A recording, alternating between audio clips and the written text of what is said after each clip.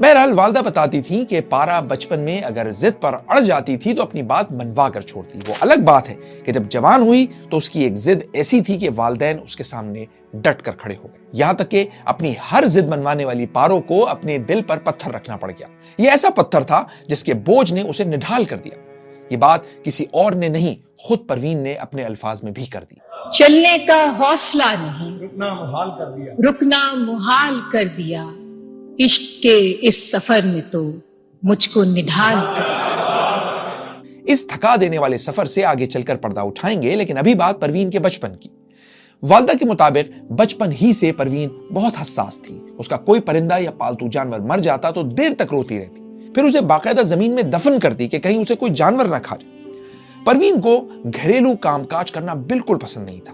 اس کا تو بس ایک ہی شوق تھا، بلکہ جنون کہیے کہ وہ سارا دن کوئی نہ کوئی کتاب یا رسالہ پڑھتی رہتی. اور ایک چیز اور بھی اسے پسند تھی، وہ تھی اپنی پسندیدہ ذاکرہ بطول ترابی کے انداز میں نوحہ اور مرثیہ پڑھنا. کہ مدینہ ہے تو نجف بھی ہے، کربلا بھی ہے. مدینہ ہے تو نجف بھی ہے، کربلا بھی ہے. تمام لال و گوہر ہیں اسی خزینے. پکے شیعہ گھرانے سے تعلق ہونے کی وجہ سے پروین کی والدہ بچپن میں اسے مجالس میں باقاعدگی سے اپنے ساتھ لے جاتی. پروین مجلسوں سے گھر آنے پر محلے کے بچوں کو اکٹھا کرتی اور انہیں جمع کر کے خود ذاکرہ بن جاتی اور دیر تک نوحے اور مرثیے پڑھتی رہتی. بچپن ہی سے پروین کی شخصیت اتنی پیاری، من موہنی اور دلکش تھی کہ والدہ جب بھی تیار کرتی انہیں ڈر لگتا کہ اسے نظر نہ لگ جائے. پروین نے ابتدائی تعلیم رائزنگ سن سکول اور رضویہ گرلز ہائی سکول سے حاصل کی. اس سکول میں اپنی ذہانت سے ٹیچرز کو اپنا گرویدہ بنا لیا تھا. کبھی تقریری تو کبھی نعتیہ مقابلے جیت رہی ہے. اچھے نمبروں سے پاس ہونا تو اس کی پہچان تھی. پڑھائی میں اس کی ذہانت کا اندازہ اس بات سے لگا لیں کہ پروین کی بڑی بہن نسرین اس سے 2 کلاس آگے تھی، مگر پروین ڈبل پروموشن لے کر اپنی بڑی بہن کی کلاس فیلو بن گئی.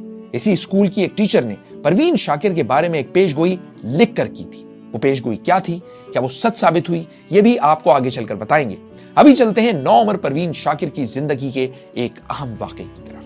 آمد پہ تیری اترو چراغو صبح نہ ہو. آمد پہ تیری اترو چراغو صبح نہ ہو.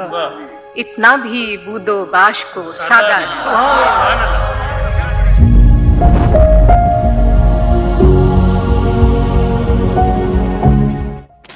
پروین جب 16ویں سال میں تھی تو اسے سینئر کلاس کے ایک لڑکے سے پیار ہو گیا. پتہ نہیں اسے پیار کہنا بھی چاہیے یا نہیں، لیکن پروین کی کلاس فیلوز اور قریبی سہیلیوں میں اس بارے میں کھسر پھسر ضرور سنائی دیتی تھی.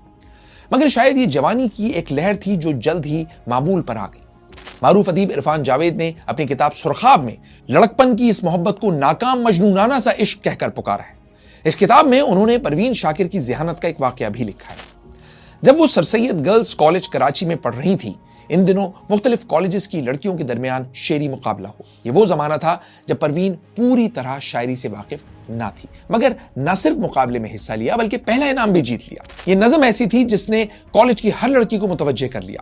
یہی سر سید کالج تھا جہاں پروین کو عرفانہ عزیز جیسی مہربان استاد میسر آئے، جنہوں نے پروین کی شخصیت کے ساتھ اس کی شاعری کو نکھارنے میں بھی بہت مدد دی. پروین نے ایک انٹرویو میں خود بتایا کہ عرفانہ عزیز اور احمد ندیم قاسمی کے علاوہ انہوں نے کبھی کسی کو اپنی شاعری کا ایک لفظ ادھر سے ادھر کرنے کی اجازت نہیں دی. یہ عرفانہ عزیز ہی تھیں جنہوں نے پروین کو یاور مہدی سے متعارف کروایا. ان دنوں یاور مہدی ریڈیو پاکستان کراچی سے طلباء کا پروگرام یونیورسٹی میگزین کیا کرتے تھے. اب پروین اس پروگرام میں باقاعدگی سے حصہ لینے لگی. گزرنے والا ہر دن پروین کو شہرت کی طرف لے جاتا ہوا صاف نظر آ رہا تھا. میٹھی رسیلی زبان اور ہلکورے لیتا دھیما لہجہ اور سب سے بڑھ کر ایک سے ایک انوکھا اور دل چھو لینے والا خیال، اب وہ لوگوں کو بھانے لگی تھی.